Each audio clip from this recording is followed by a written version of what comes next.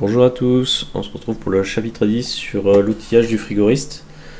Alors ça va être en trois parties, une partie sur la pompe à vide, une partie sur la station de récupération et une partie sur les manifolds. Alors on attaque de suite avec la première partie sur la pompe à vide. Donc la pompe à vide, c'est l'outil qui vous permettra de vider complètement les tuyauteries de la présence de corps étrangers, donc que ce soit d'air, d'humidité. L'humidité, ça va créer dans le circuit de la corrosion, ça va créer de l'acidité, ce qui est nuisible pour le compresseur et pour le filtre déshydrateur. On a aussi donc la présence d'air que l'on appelle un condensable qui est nuisible pour l'installation, qui va augmenter fortement les pressions de compression. Donc là, si on revient sur un diagramme pour se situer, oui, tiens, j'ai oublié, la pompe à vide, on utilise un vacuomètre pour voir la dépression créée donc, entre 0 et moins 1, donc entre 1 et 0 bar en absolu, pour voir si on a bien tiré au vide. Donc cette dépression mesurée, elle nous permet de savoir à quelle température va s'évaporer l'humidité. Donc là on voit, mettons, à 30 degrés, il faudra qu'on soit à 0,04 bar. Donc là, si on regarde 0,04 bar, c'est très bas. Donc là, si on regarde à 30 degrés, il faudra être à 0,04 et à 0, il faudra qu'on soit à 0,001 bar. Donc ce qui fait une pression très faible, ce qui devra forcer un tirage au vide plus longtemps. Donc attention, lorsque vous êtes en hiver et qu'il fait froid dehors, il faut tirer au vide plus longtemps. Même si votre installation, une partie de votre installation est à l'intérieur, ça aidera, mais ça ne suffira pas, il faudra tirer au vide plus longtemps qu'en été. Oui, si on regarde la courbe là, on voit bien que nous, la partie vapeur, elle diminue en fonction de la température et de la pression.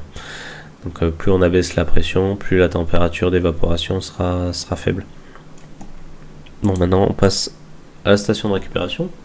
Donc la station de récupération, elle a deux manomètres, un haute pression et un basse pression, une vanne de purge, une vanne qui est là pour la partie entrée, donc la partie qui vient du circuit frigorifique, et une partie sortie, donc qui va aller sur la bouteille.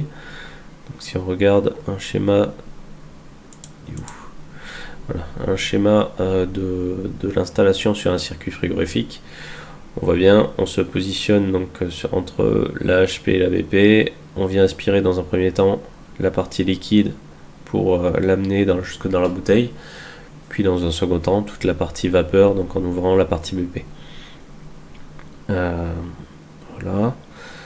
Donc là, si on regarde, on a deux bouteilles que l'on utilise. Une bouteille de récupération qui sert à récupérer le fluide usagé et l'envoyer en retraitement.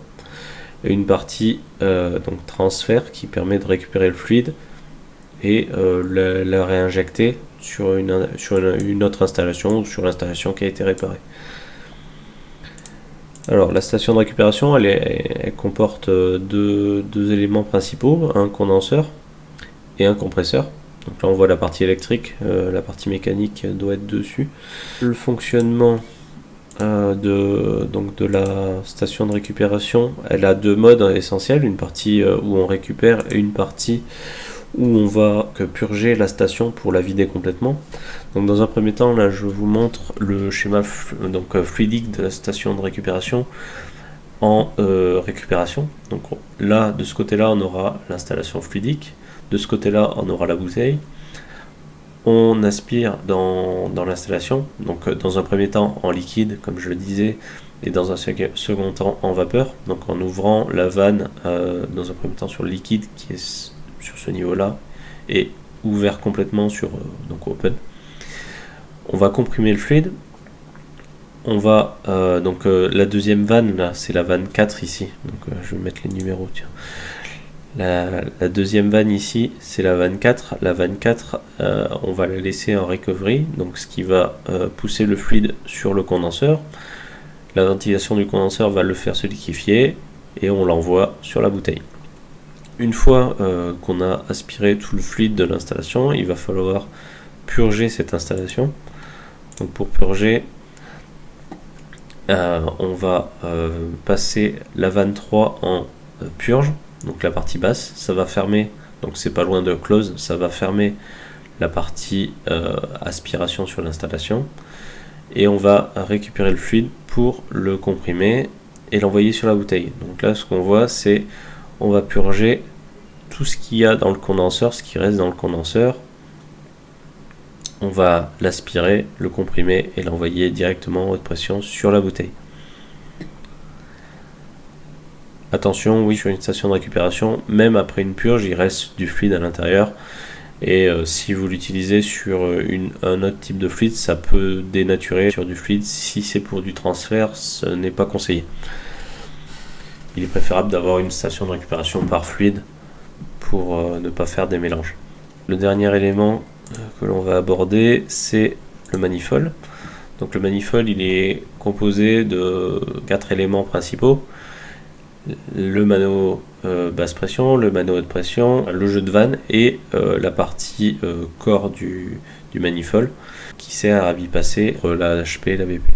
Donc là, si on regarde un schéma, on a donc la partie BP qui va se mettre sur le circuit en basse pression et la partie HP qui va se mettre sur le circuit en haute pression. Si j'ouvre cette vanne, je vais faire le lien entre la basse pression et la partie intermédiaire.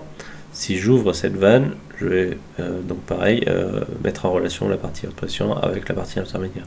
Donc si j'ouvre les deux vannes, je mets en relation la haute pression avec la basse pression. Lorsque j'ouvre la basse pression, souvent c'est pour aspirer du fluide, donc d'une bouteille qui est presque vide, mettons, pour la finir et aspirer complètement sur la partie basse pression, ou finir ou compléter une charge qui ne veut pas s'opérer dans une installation.